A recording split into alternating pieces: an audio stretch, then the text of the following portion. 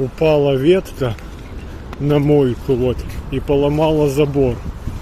Это такая буря 2 июня 2023 года в Киеве. Возле меня прямо рухнула